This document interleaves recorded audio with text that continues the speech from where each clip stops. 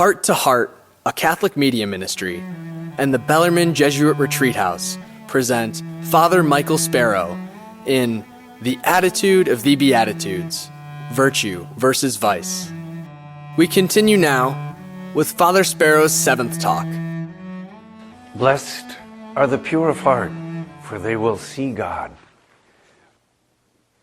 Peter Kreeft, in his book, Back to Virtue, writes, "A pure will loves God with the whole heart and soul and mind. It is fanatical, the greatest insult the modern mind can conceive, and the greatest compliment God can give. It is also the greatest compliment a lover can give. I love you with my whole heart and soul.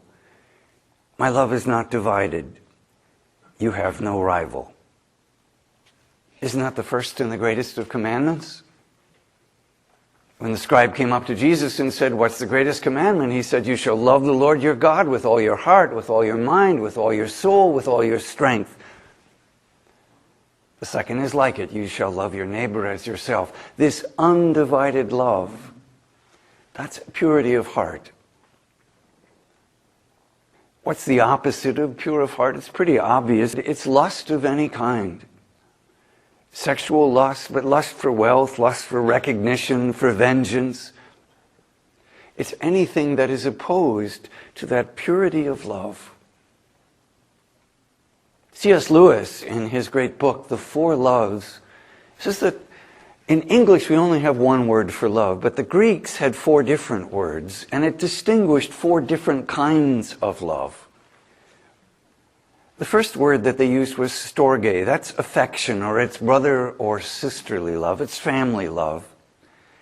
Affection is fondness through familiarity. People you grew up with. People you're bonded to genetically. It's the most natural, emotive, and the widely diffused of loves. All of us are born into families. Ironically, the strength of storge is also its vulnerability. We can take it for granted because it's built in, it's ready-made. And as we get older in life, oftentimes our families are fragmented.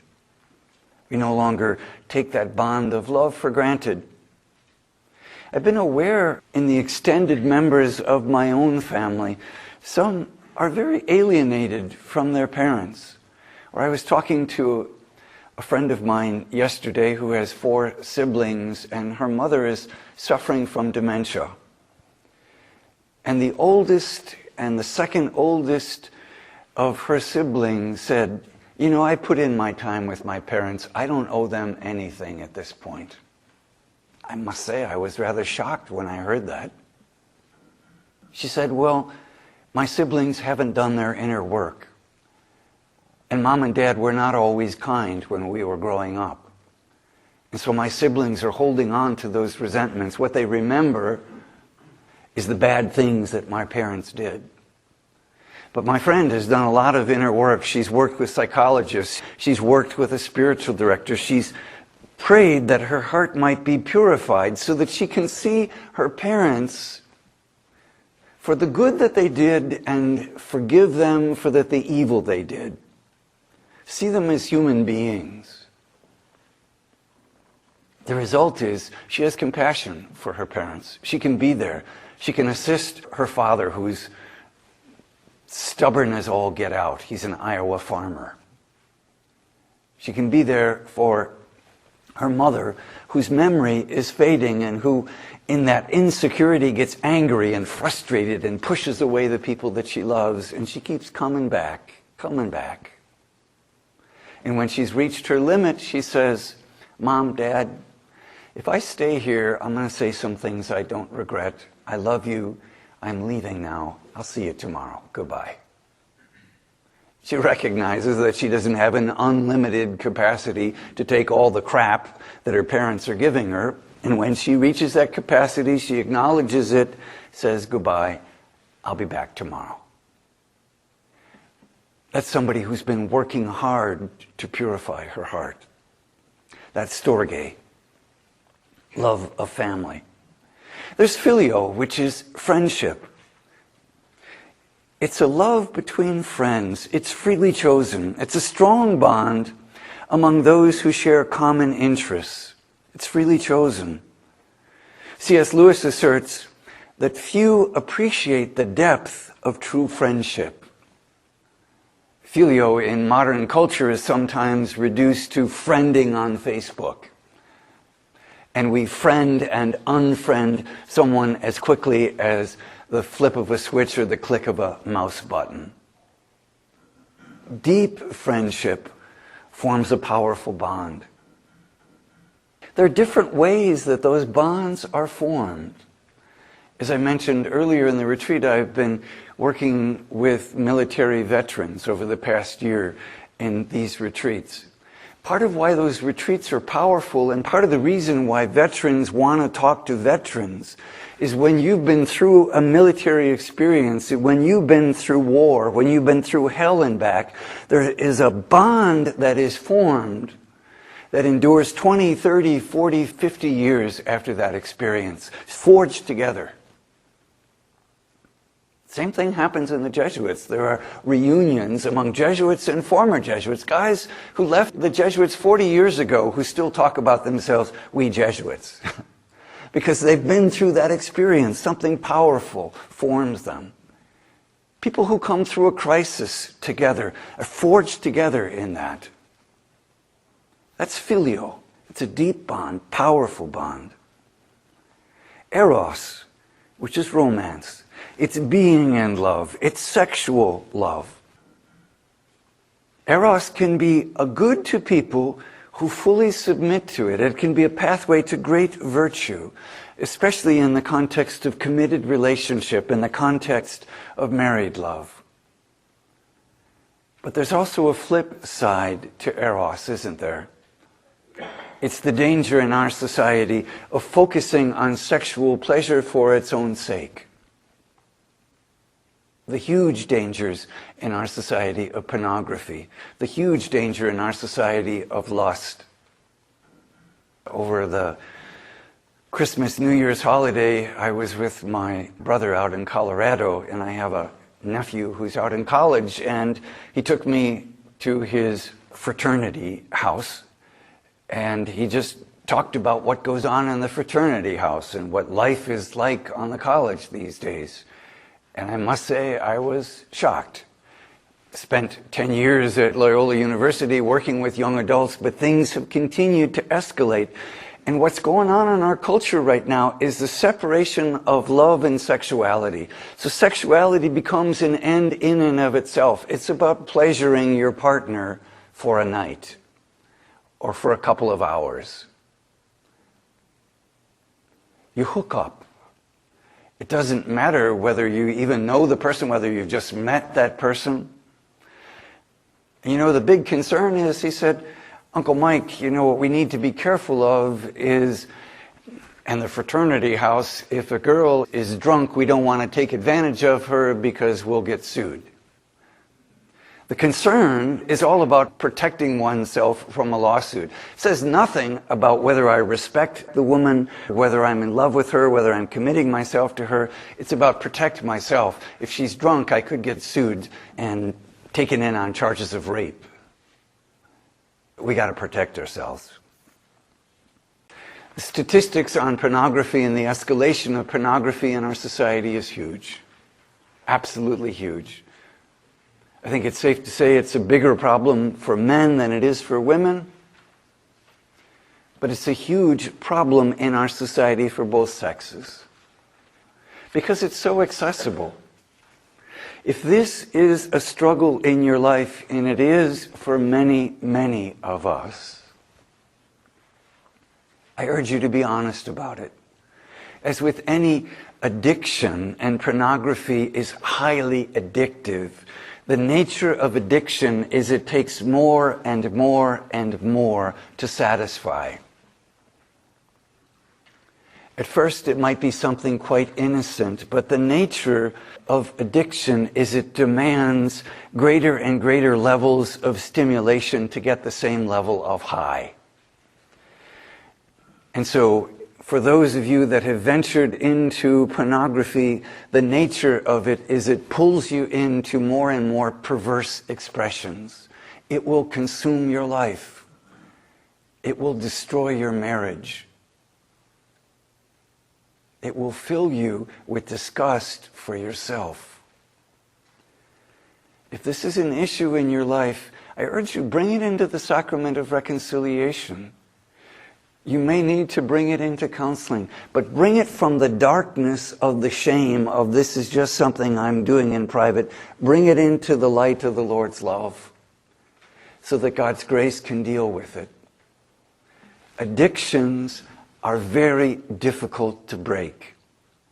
And for most of us, and I know this firsthand, struggling with addictions in my own life, willpower is not enough. Praying for God's grace is not enough. Richard Rohr has argued that the greatest contribution of America to world spirituality is a 12-step program. I believe he is absolutely right. Here we are, the most powerful nation, in many ways the wealthiest nation on earth. What's our contribution to world spirituality? Recognizing that we're a nation of addicts. We're caught, we're compromised. And that spirituality is recognizing I'm broken and I can't put my life together by myself. I need God's help. It's the beginning of the recovery program. And isn't it ironic that the 12-step program says you got to go to confession? They're not saying go to confession to a priest, but you have to confess to another person the exact nature of your wrongs. Many of our Protestant brothers and sisters will say, I don't need to go to confession, I just confess it straight to God. That's true, we can talk right to God. But the 12-step program that is not interested in Catholic doctrine argues, yeah, you want to get clean, you want to get free of your addiction. You not only need to say it to God, you need to say it to yourself, you need to say it to another human being. You need to be accountable to another human being, because that's where the power comes in breaking this powerful bond that is addiction, that holds you in its grips, that doesn't want to let go. You want to be free? We've got to acknowledge that. We've got to stop lying to ourselves. We've got to come clean with God, and we've got to name it to another person. The church puts that in the context of the sacrament of reconciliation by saying this is sacred information. It's treated as sacred and holy. And a priest commits a grave sin if he violates the sacredness of that bond. For some of us caught in the grip of addiction, we need to join a 12-step group. So that acknowledgement is not just once, it's week after week, sometimes day after day, coming and acknowledging, I'm caught, I need help. And standing with others who understand from the inside, who are not going to judge us. Because what's the big fear in any addiction is it's that I'm going to be discovered. I'm ashamed. I got this secret part of myself. I don't want to let it out into the open. Everybody's going to think I'm some terrible person. I'm a pillar of society. I'm a deacon. I'm a priest. I'm a married man. I'm a father. I'm a grandfather. I'm a leader of a company. If people knew this about me, what would they think? That is absolute death, and ironically, it's what feeds the addiction. The more we push it down, the more we hide it, the stronger it grows up in us. How do we break it? We put it out in the open, and when we stand with others who are not going to join us, who are just as broken as us, saying, I'm struggling in this area. Yeah, well, I'm struggling in this area too. Here's what's been helpful for me. Here's what's been helpful for you. Eros is a great gift. God has given us this gift of human sexuality. And it can be used to form a powerful, powerful bond within the sacredness of marriage. Or it can lead us to absolute destruction in our life when we focus on it as a gift in and of itself. When we forget the giver of the gift and we just go for, I want this. The fourth and the greatest of the loves is agape. It's unconditional love. That's the great commandment of loving God, loving neighbor, loving self. It's a specifically Christian virtue. There's a need to support all of the other natural loves to that great love. Storge, family love, filio, friendship, eros, romance, agape, unconditional love. We pray that our hearts might be purified and opened to all of those loves, as powerful as they are. Where we get in trouble is when we focus on things rather than on the giver of the gift. When we focus on what the love can bring us rather than what we can give. Dr. Gary Chapman has written a wonderful book called The 5 Languages of Love. Mary McKeon and I have given several different married retreats, and we've used that book as the basis, as the springboard for the retreat.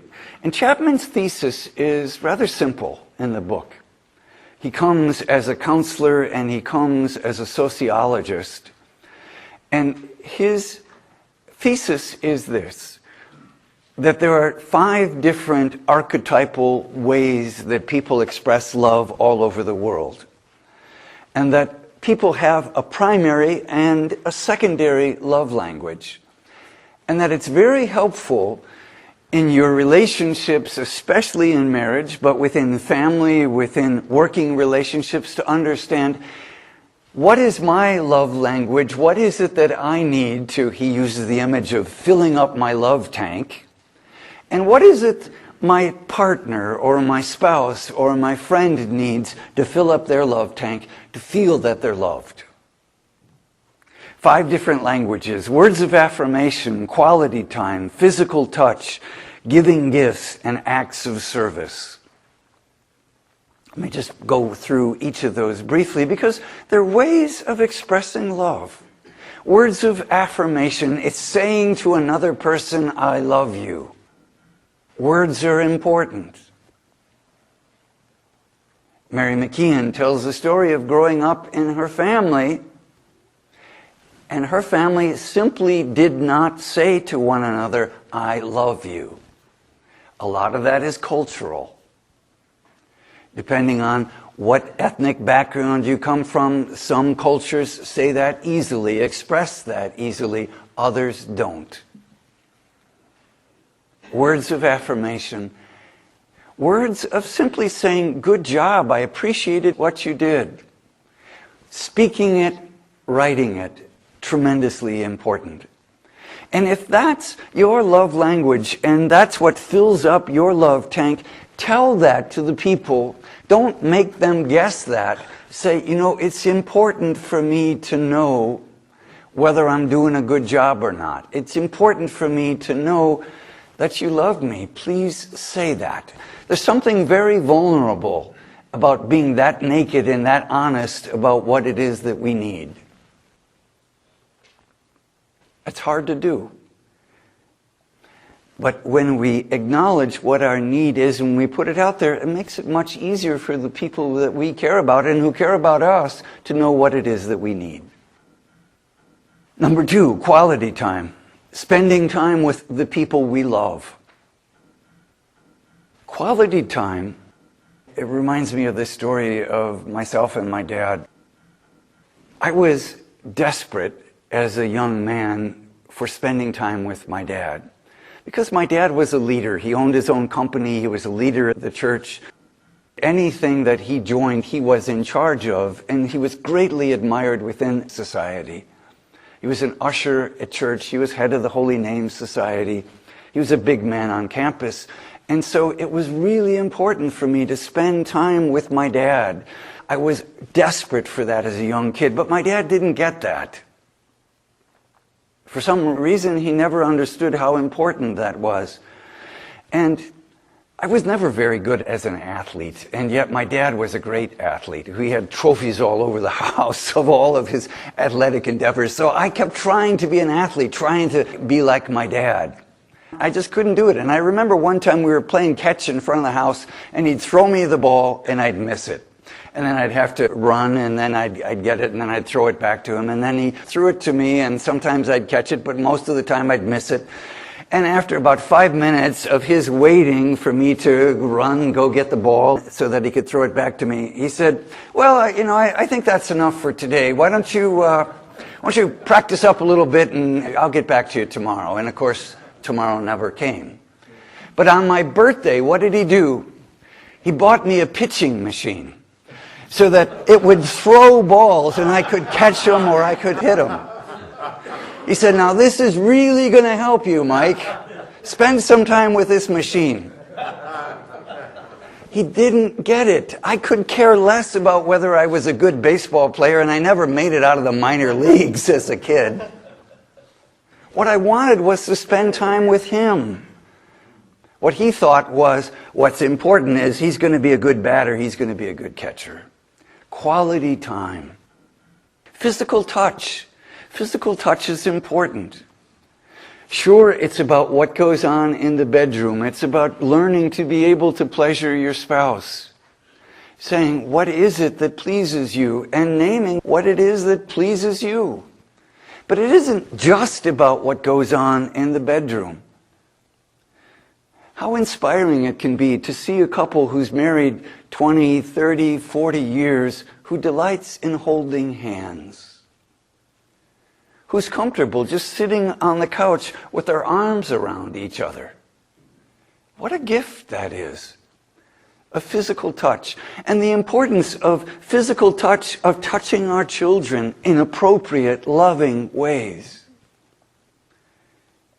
Much has been written about the scandal in our culture of the abuse of the young through inappropriate touch.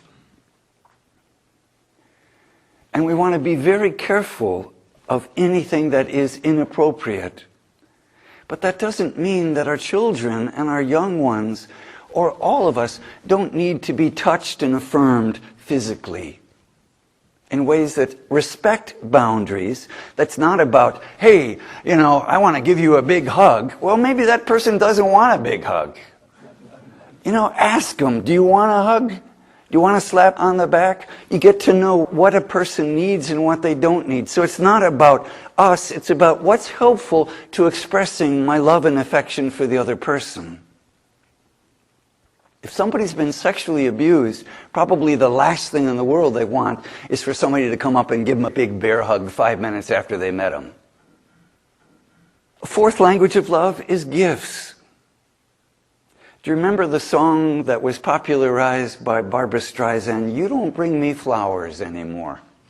When we're young in love and romance, it's all about chocolates and cards and phone calls and texting and flowers. And then after you've been together, you tend to take one another for granted. And, sorry, when was your birthday again? I think we were married this month. It's remembering those important occasions and expressing it with gifts. And don't confuse it with mere materialism, because it's not materialism. It's symbolizing the love through concrete, specific things. Any of you that have children or grandchildren know how sacred a child's drawing can be. You put that up on the refrigerator or on the door of your house because it has an honored place, because it's something that your kid or your grandchild, or in my case, my nieces and nephews, they did it for you. You could sell it for less than a penny. You couldn't buy it for all the money in the world.